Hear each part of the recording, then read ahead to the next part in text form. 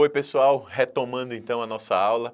Eu queria, antes de retomar a parte de administração pública gerencial, só dizer para vocês o seguinte: lá no slide 6, quando a gente estava falando da evolução do DASP, eu terminei mencionando para vocês, estava lá no slide, digitei errado e passou batido, passou rápido, que o DASP teria sido transformado em Departamento Administrativo do Serviço Público na ditadura militar. Não faz sentido, né, pessoal? Ele já era Departamento Administrativo do Serviço Público. Ele foi transformado em Departamento Administrativo do Pessoal Civil. Olha aqui no quadro, ó, eu até alterei no PowerPoint.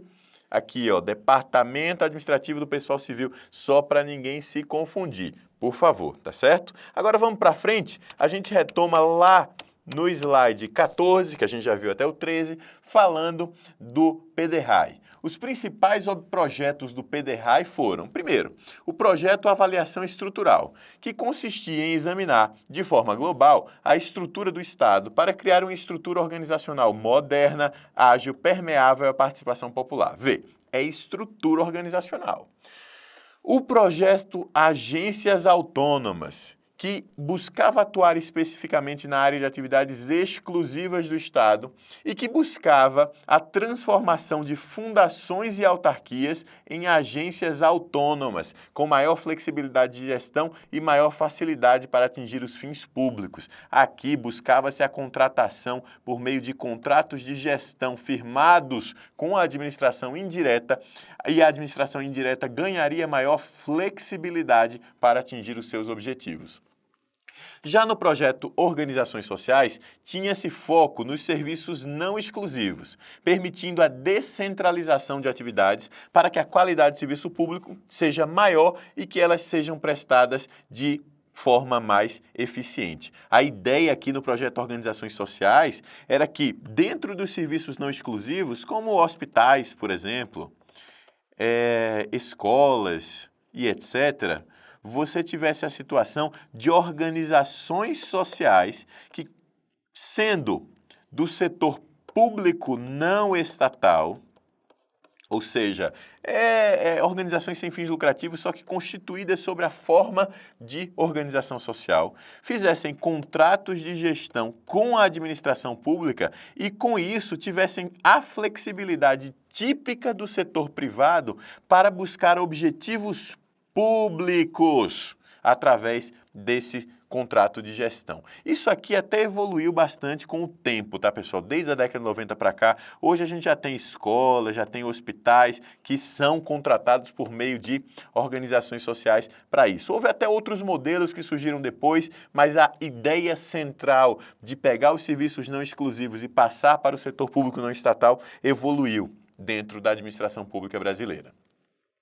Como consequência do PDRAE, foi editada e promulgada a Emenda Constitucional 19 de 1998, que realizou algumas importantes mudanças na dimensão institucional legal da administração pública, tais como a inclusão do princípio da eficiência na Constituição. Antes a Constituição era legalidade, impessoalidade, moralidade e publicidade. Aí a Emenda Constitucional derivada do PDRAE foi lá e disse assim, não, além de tudo isso tem que ser eficiente. Além disso, a Emenda Constitucional trouxe a previsão de uma lei que tratasse da participação do usuário na administração pública, como forma de controle social e foco no cliente cidadão. Trouxe a previsão de maior autonomia gerencial, orçamentária e financeira através do uso de contratos de gestão, visando maior foco em resultados. Trouxe o fim do regime jurídico único dos servidores civis, que foi derrubado posteriormente pelo STF, voltando, portanto, o RJU. A ideia era que a administração indireta não fosse regida pelo regime jurídico único, mas o STF disse que não, que o regime jurídico único tinha que permanecer. A criação de novas possibilidades de perda de cargo público pelo servidor também vieram junto com a Emenda Constitucional número 19, seja por meio de avaliação periódica de desempenho, olha só, isso aqui é super eficiência, né, pessoal? Eficiência do servidor público, seja pela exoneração de servidores públicos em virtude do excesso de gasto de pessoal a serem definidos em lei complementar, que veio, né? Foi a Lei de Responsabilidade Fiscal, Lei Complementar 101.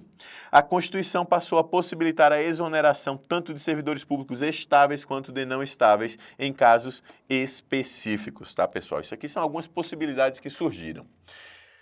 Aquele PDRAE foi o último movimento reformista na administração pública brasileira. Nós tivemos 3 movimentos de reforma.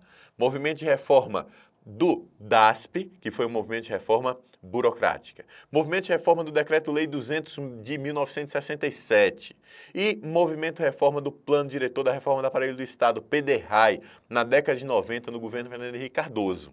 Depois disso, não houve mais nenhuma tentativa de reforma. Houve algumas pequenas mudanças pontuais, alguns planos, algumas ideias na administração pública, mas não reformas, tá certo? Voltando para o quadro. Apesar de não constituir uma reforma administrativa, o governo Lula lançou o Plano de Gestão Pública para um País de Todos, que buscava essencialmente reduzir o déficit institucional, ou seja, fazer com que o Estado tenha instituições sólidas para atuar onde se faz necessário. O déficit institucional, pessoal, é a diferença entre a qualidade das instituições que o Estado tem e a qualidade das instituições que o Estado precisa ter para poder cumprir os seus objetivos. Isso, o governo Lula tentou fazer isso mudar através desse plano. Além disso, buscou ampliar a governabilidade pública, ligada à capacidade governamental de planejar e implementar políticas públicas efetivas. Nesse sentido, o plano previa a necessidade de alcance de maior eficiência, transparência, participação e alto nível ético. Apesar disso, pessoal, são palavras ao vento, viu? Porque não havia medidas práticas.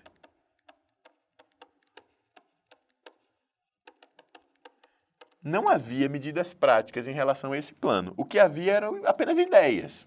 Além disso, o plano falava nesses seguintes princípios. O Estado é parte essencial da solução e tem que ser considerado. O cidadão é o beneficiário principal. O plano de gestão pública é uma definição de governo.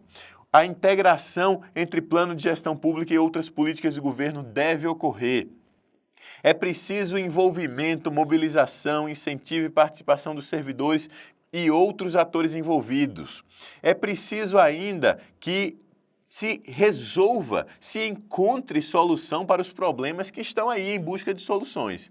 E é preciso considerar o pluralismo de instrumentos, ferramentas e metodologias, não se deixando levar por modismos gerenciais da época. Como eu já falei para vocês, né?